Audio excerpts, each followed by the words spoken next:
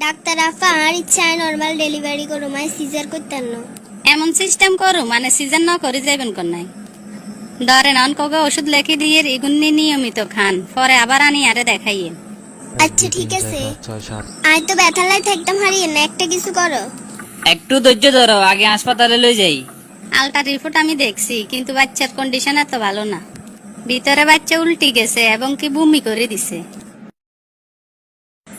On কিতে হইব madam, আপনি জানেও একটা ব্যবস্থা করেন। এই মুহূর্তে সিজার করুন স্যার, কোনো রাস্তা নাই। দরকার হইলে আপনি তাই করেন, তারপরেও যেন কোনো দুর্ঘটনা না হোক। আমরা থাকতে আনে এত চিন্তা করেন কিনলে আমরা সুন্দরভাবে অপারেশন করে দিয়ে আনে টেয়ার ব্যবস্থা করেন। ইব্রাহিম তুমি অপারেশনের সবকিছু ব্যবস্থা করো। ম্যাডাম আন্নারে একার কথা কইতেন, প্রত্যেকবার রুগীর অবশ করবে ইঞ্জেকশন আনে দেন আর যাই দি।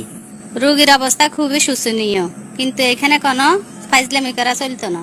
ম্যাডাম আরে দেন না আমি একখানা শিখি হই। আচ্ছা ঠিক আছে, তুই যেন এত করি তাইলে দে। ম্যাডাম আন্নের কাছে আরেকখান আবদার করি, আবার কি এই রুগীগারে অপারেশন আই করি। এরকম আবদার আর করিও না, এখানে দুইটা মানুষের জীবন নিয়ে ঝুঁকিতে আছি।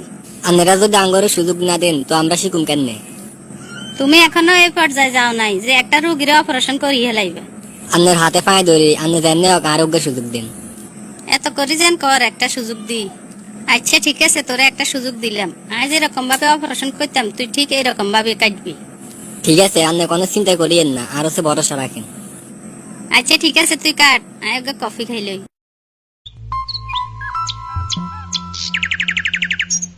আকাম তো একখান করিয়া পাইছি, কিসে রে? জীবনের প্রথম যাও একখান অপারেশন করলাম, রোগীর অবস্থা তো ভালো না, পুরো শরীর কালো হয়ে গেছে, কাটা বেশ কমে গেছে, অন্ত কিছু বুঝিয়েন না। ও মাই গড, এ রুগী তো আর বাঁচান যাইত না। কিনলে তোরা অপারেশনের দায়িত্ব আন দিলাম, আই হেতা করে অন কি বুঝ দিমু। আর এত বছরে শুনলাম তুই এক মুহূর্তে নষ্ট করে দিলি। আন্নে জানে এক ব্যবস্থা করেন। এই মুহূর্তে কি করা যায়? না, এই রুগী আর এনে রাখন যাইত না, হরে আঙ্গ হাসপাতালের বদনামি হইব। হেতা করে কি কই বুঝ দিতাম। তুই কইতে তিন সাজাই গোজা যা কইতে এটা আই কম। এতক্ষণ লাগেনি অপারেশন করতে? আঙ্গ রুগীর কি অবস্থা? আনেরা তো রুগীর অবস্থা শেষ করি আঙ্গ হাসপাতালে আনছেন, অনেকের অবস্থা তো বেশি ভালো না, আনেরা ইগেরা বড় হাসপাতালে লই যান। কি করেন এগেন?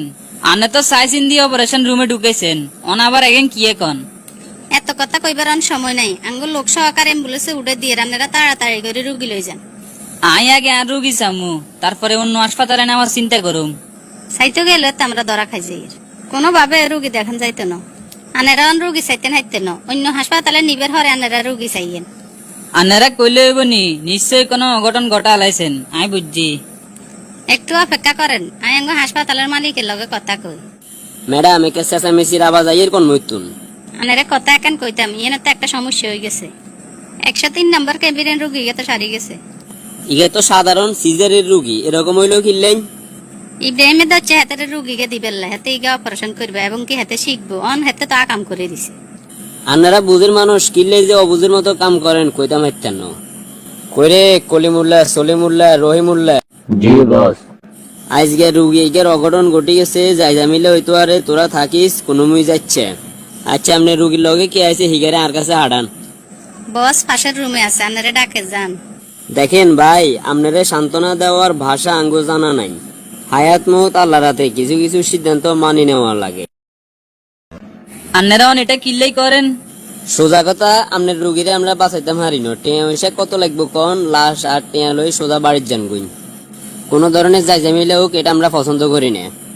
আন্নে এটা কি করেন? আর রুগী মারি আন্নে আরে অন কন টেয়া লই বাইর যেতাম।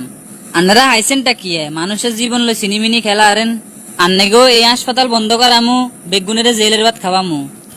কইরে কলিমুল্লাহ, সলিমুল্লাহ, রহিমুল্লাহ, এবার তোরা যাতে যেমনে হারস বুঝে। এতক্ষণ বড় ভাইয়ের কথা মনে হচ্ছে, সোজা ডিগলার দিয়ে দিয়ে তালিমালি করবি, আব্দুর ভাঙি ঘর হতে রাম। এই চক্রের তু না একটা কৌশল করি বাড়িতে হইব। আচ্ছা ঠিক আছে, জিগে চলি যাবার ইগে তো চলি গেছে, ফিরিয়ে তো না আর কোনোদিন, আমরা আর মুখ খুলতেন না। এ তো তোর মাথাত বুদ্ধি আছে, বড় ভাই বালা মানুষ, আমরা কই দিমু 1 লাখ টাকা দিয়ে দিব। কি আরে এতে বুঝাইতে হাচ্ছতি? এমন ঠেট দি কই দিছি না বুঝি কোনায় যাইব। কোন কথার উসে বুঝ লইছে? টিয়া 1 লাখ লই দিমু আর নেতুন এটার উপরে। কয় টিয়া গেলেও যাক, তারপরও আর এই হাসপাতালের সুনাম নষ্ট হইতেন দিতেন না। আজ যদি এই মুহূর্তে কিছু না করি তাহলে পরবর্তীতে আর সুযোগ থাকতো না। এই মুহূর্তে থানার যাইতে হইব। বলুন আপনার কি অভিযোগ? স্যার সগি বগে হাসপাতালে আর বউ রেলে গেছি আর বাচ্চা ডেলিভারি করে ফেললাই। হেতাগো ভুল চিকিৎসায় আর বউ বাচ্চা দুনোগে মারা গেছে। ওই হাসপাতালের রেকর্ড তো আগেও ভালো ছিল না, কেউ অভিযোগ করেনি বিধায় আমরা আইনি ব্যবস্থা নিতে পারিনি। এখন আপনি কি করতে চান? হেতাগো উপযুক্ত শাস্তি হোক এটাই চাই। আপনি একটা মামলা করে যান, বাকিটা আমরা দেখছি। স্যার যেমনে হোক এগুনের শাস্তির ব্যবস্থা করিবেন।